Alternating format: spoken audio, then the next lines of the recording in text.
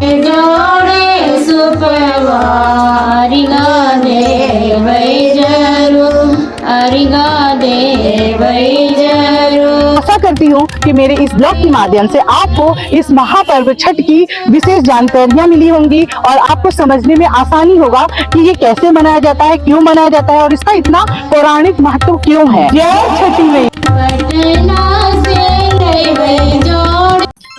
सभी को प्रणाम। जय छठी मैया।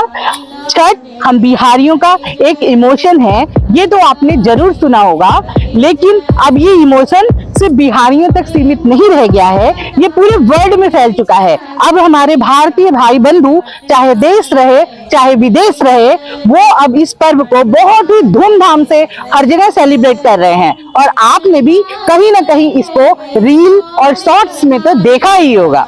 सतयुग में भगवान श्री राम और माता सीता, द्वापर में दानवीर कर्ण और 5 पांडवों की पत्नी द्रौपदी ने सूर्य भगवान की उपासना की। राजा प्रियंवद की कथा जिन्होंने सर्वप्रथम छठी मैया की पूजा करी थी, तो आइए थोड़ा नजदीक से जानते हैं। एक पौराणिक कथा के अनुसार राजा प्रियंवद को निसंतान होने का बहुत बड़ा दुख था और उन्होंने इसको महर्षि कश्यप को अपना दुख बताया। तब महर्षि कश्यप ने पुत्रेष्टि यज्ञ उनको करवाया और आहुति का प्रसाद को रानी मालिनी को खिलाया। उसके कुछ दिन उपरांत मालिनी जी को एक पुत्र की प्राप्ति हुई, परंतु दुख की बात यह थी कि वो मृत अवस्था में था। जब राजा अपने पुत्र का शव को लेके शमशान जाने लगे और वहां पे पुत्र वियोग में वो अपना देह त्यागने लगे, उसी वक्त ब्रह्मा की मानस पुत्री देवसेना वहां प्रकट हुई और राजा को कहा कि मैं सृष्टि के मूल प्रवृत्ति के छठे अंश से पैदा हुई हूँ, इसीलिए मेरा नाम सृष्टि है। उन्होंने राजा को कहा कि तुम मेरी पूजा पाठ करो और मेरा प्रचार प्रसार करो। तब राजा ने वहां से जाने के बाद कार्तिक माह के शुक्ल पक्ष के सृष्टि को पूजा पाठ किया, उपवास किया और उसके बाद उनको पुत्र रत्न की प्राप्ति हुई। एक अन्य पौराणिक कथा के अनुसार छठ व्रत को द्रौपदी से भी जोड़कर देखा जाता है। कहा जाता है महाभारत काल में द्रौपदी ने अपने 5 पांडवों पति के लिए और उनके सुखी जीवन और विरासत के लिए इस व्रत को किया था, छठ माँ का व्रत किया था और सूर्यदेव की उपासना की। और हाँ, महाभारत काल में कर्ण को माना जाता है कि क्योंकि वो सूर्य पुत्र थे और वो हमेशा स्नान के बाद सूर्य भगवान को अर्घ दिया करते थे, तो सूर्य भगवान की पूजा की शुरुआत को महावीर कर्ण से जोड़ के देखा जाता है और कहा जाता है सूर्य भगवान के पूजा की शुरुआत महावीर दानी कर्ण ने किया था।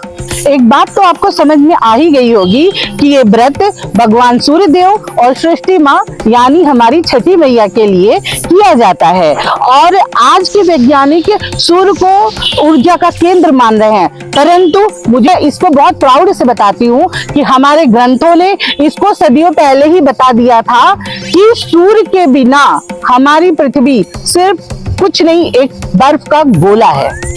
पृथ्वी पे पनपने वाला जीवन और उस जीवन के भरण पोषण के लिए हमारे सूर्य देव की अति कृपा है और इस पूजा के माध्यम से हम अपने सूर्य भगवान को आभार व्यक्त करते हैं और उनके आशीर्वाद को प्राप्त करते हैं। वैदिक ज्योतिष के मुताबिक छठी मैया संतान प्राप्ति, संतान की दीर्घायु और अच्छा स्वास्थ्य प्रदान करने वाली देवी हैं, जिनकी आराधना कार्तिक मास के शुक्ल पक्ष के षष्ठी को किया जाता है।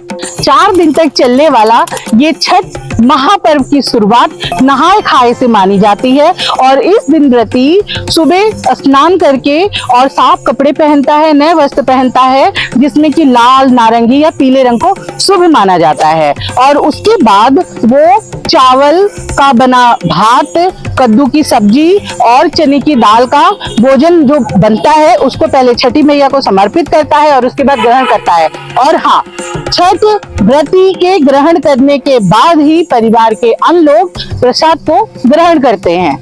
इस दिन नहाने के बाद सात्विक भोजन को ग्रहण करने को ही नहाए खाए कहा जाता है। इस भोजन को बहुत ही शुद्धता और साफ सफाई के साथ बनाया जाता है। वैसे तो परंपरा ये है कि इस भोजन को मिट्टी के चूल्हे पे और आम की लकड़ियों पे ही बनाया जाता है, परंतु वर्तमान परिस्थितियों में शायद ये सब जगह शहरों में संभव नहीं है, तो इसलिए गैस चूल्हे का भी लोग प्रयोग करते हैं। परंतु विशेष ध्यान देना है कि जिस चूल्हे का हम प्रयोग कर रहे हैं उसमें कभी भी मांसाहार ना बना हो और उसको अच्छे से साफ सुथरा करके ही उसको प्रयोग में लाएं। वैसे तो ये बहुत ही शुद्धता का पर्व है और इसके हर एक स्टेप पे हमको पूरी साफ सफाई का ध्यान रखना होता है। इस समय मांसाहार और तामसिक भोजन पूर्णतया वर्जित हैं। इसको जिस घर में ये छठ किया जाता है उसके पहले ही इन सब चीजों को अगर घर में उपस्थित है तो हटा के साफ सफाई किया जाता है। और हाँ, नहाए खाए से ही हमारे चारों तरफ छठ महापर्व की एकदम लहलहाती छटा दिखने लगती है। दूसरा दिन को खरना कहा जाता है। इस दिन का बहुत बड़ा महत्व है क्योंकि इस दिन शाम के समय व्रती प्रसाद ग्रहण करने के बाद 36 घंटे का महाकठिन व्रत की शुरुआत करता है और यहाँ पे शुद्धि, नहाने, हर चीज का विशेष ध्यान रखा जाता है। इस दिन व्रती नहाने के बाद मांग से सिंदूर भरता है, साफ कपड़े पहनता है और उसके उपरांत लकड़ी के चूल्हे पे बनी गुड़ की खीर और साठी के चावल से निर्मित उस खीर का प्रसाद पहले सूर्यदेव और छठी माँ को चढ़ाता है और उसके बाद केले के पत्ते पर पारंपरिक रूप से वो खुद ग्रहण करता है और उसके बाद उस प्रसाद को बाकी सभी परिवारजन और मित्रजन खाते हैं। इस खरना के प्रसाद को व्रती स्वयं बनाता है और सहयोग करने के लिए परिवार के अन्य सदस्य पूरी शुद्धता के साथ सहयोग में लगे रहते हैं। अब आती है तीसरे दिन की बात जिसमें संध्या अर्घ्य दिया जाता है। इस दिन व्रती और उसके साथ मिलके सभी सहयोगी पूरी शुद्धता के साथ ठेकुआ का निर्माण करते हैं। जी हाँ, ये वही ठेकुआ है जिसको आप सब बहुत प्यार करते हैं और बहुत डिलीशियस होता है और इस महापर्व का महाप्रसाद बोला जाता है। और उसके बाद व्रती और उसके सहयोगी मिलके सूप में सारे प्रसाद को सजाते हैं और उस सूप को बांस के बने दौरे में रखकर लाल या पीले रंग के कपड़े से उसको बांधा जाता है ताकि रास्ते में ले जाते समय कोई भी पशु पक्षी या किसी के वो गिरे नहीं, उसमें कोई भी पक्षी अपना मुंह न मारे। इस चीज को ध्यान में रखते हुए उसको तैयार किया जाता है। और अब आती है घर के पुरुषों की भूमिका जिसमें कि वो अपने माथे पे उस दौरे को लेके नंगे पांव घाट तक जाते हैं। वहां जाने से पहले घाट को वो लोग सजा के आते हैं, फिर इस प्रसाद को लेके जाके दौरे को वहां पे सजाते हैं और उसके बाद जब व्रती वहां जाता है तो शुरू होती है संध्या अर्घ्य की तैयारी। मान्यता यह है कि सूर्यदेव शाम के समय अपनी धर्मपत्नी प्रत्युषा के साथ रहते हैं और उनका उस समय अर्घ्य देने से विशेष शुभ आशीर्वाद प्राप्त होता है। इस दिन व्रती सुबह नहा के साफ वस्त्र धारण करके हाथ में जल लेके इस व्रत को करने का संकल्प लेता है और वहां से दिन भर नीरा उपवास करने के बाद शाम को नदी पे जब सारे सामान पहुंचाए जाते हैं उस समय व्रती भी वहां नदी पे जाते हैं और जो नदी हो या घाट हो उसमें डुबकी लगाते हैं, वस्त्र बदलते हैं और जितने भी प्रसाद भरे हुए सूप वहां रखे जाते हैं उन सबको सूर्य भगवान और माता छठी का ध्यान करके अर्पित करते हैं और बाकी परिवार के अन्य लोग जल से या फिर दूध से, गाय का दूध से अर्घ्य देते हैं और इस प्रकार से संध्या की जो अर्घ्य बेला है वो संध्या अर्घ्य कंप्लीट होता है। उसके बाद सभी लोग वापस अपने घर उस दौरा को लेके आते हैं। अब 36 घंटे के इस कठोर व्रत का अंतिम दिन आता है। ये होता है चौथा दिन जिसको जाना जाता है उषा अर्घ्य के नाम से। इस दिन सूर्योदय के पहले व्रती घाट पे जाता है या नदी पे जाता है जहाँ पे उसने संध्या अर्घ्य दी रहती है और पुरुष घर के ले जाके वहाँ पे दौरा सूप के प्रसाद को फिर से सजाते हैं और व्रती सूर्योदय के पहले घाट के अंदर खड़ा होके डुबकी लगा के सूर्यदेव के उदय होने का इंतजार करता है।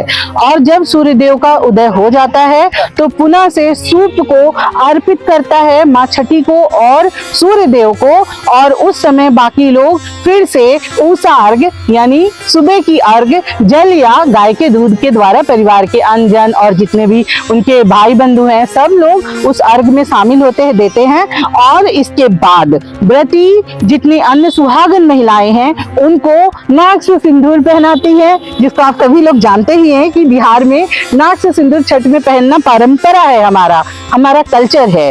तो नाक से सिंदूर पहनाती है और वो कोई भी हो सबको प्रसाद देती हैं और उसके बाद इस प्रसाद को व्रती ग्रहण करती हैं और इसी के साथ अंत होता है 36 घंटे के कठोर महापर्व का।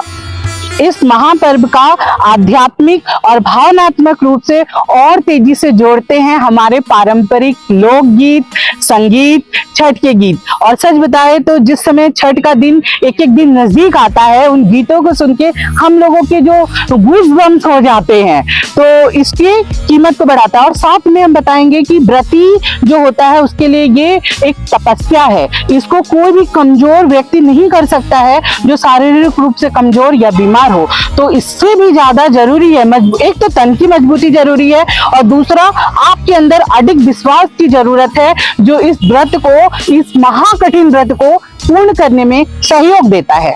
अब जरा इस व्रत की शुद्धता और साफ सफाई में क्या कहना चाह रही हूँ इसको मैं बताती हूँ। शुद्धता का मतलब होता है कि जो हम महाप्रसाद, एक उदाहरण बता रही हूँ, शुद्धता का मतलब ये होता है कि जो हम महाप्रसाद ठेकुआ बनाते हैं उसमें हम गेहूं के आटे का प्रयोग करते हैं और ये गेहूं के आटे को जब धुल के साफ सुथरा करके फैलाया जाता है तो एकदम ध्यान दिया जाता है कि एक भी पक्षी या चींटी इसको दूषित ना कर सके। अगर इसको दूषित कर दिए तो इसको झूठा मान लिया जाता है। तो ये बहुत ही शुद्धता के साथ किया जाता है। और साफ सफाई का ये मतलब है कि देखिए हम तो अपने दिवाली में घर की साफ सफाई करते हैं, लेकिन इसमें हम घर के बाहर की सफाई करते हैं, रोडों की सफाई करते हैं, नदियों की सफाई करते हैं, घाटों की सफाई करते हैं। और ये अकेले करना संभव नहीं है, इसमें हमारा पूरा समाज साथ आता है और ये पर्व हमको, समाज को साथ लाता है और हमको एकता, समानता, भाईचारा हर एक चीज के बंधन में बांधता है। जिनके यहाँ ये व्रत होता है वो तो जानते होंगे, लेकिन जो लोगों के यहाँ छठ नहीं होता है, जो लोग इसकी रिचुअल्स को नहीं जानते, मैं बता देती हूँ। इसमें शुद्धता का ये भी ध्यान रखा जाता है कि प्रसाद के लिए जो भी सामान, मतलब सामग्रियां यूज की जाती हैं, जल यूज किया जाता है, उसको तुरंत फेंका नहीं जाता है।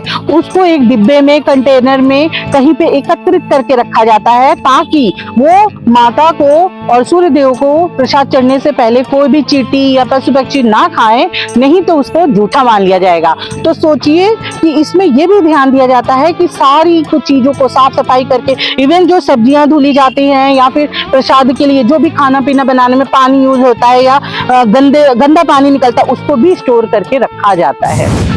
इसी के साथ इस ब्लॉग का अंत होता है। आशा करती हूँ कि मेरे इस ब्लॉग के माध्यम से आपको इस महापर्व छठ की विशेष जानकारियाँ मिली होंगी और आपको समझने में आसानी होगा कि ये कैसे मनाया जाता है, क्यों मनाया जाता है और इसका इतना पौराणिक महत्व क्यों है। और मेरे चैनल, अगर आपको मेरा ब्लॉग पसंद आया हो तो मेरे चैनल को लाइक, शेयर, कमेंट, सब्सक्राइब जरूर करें और मिलते हैं नेक्स्ट ब्लॉग में। जय छठी मैया।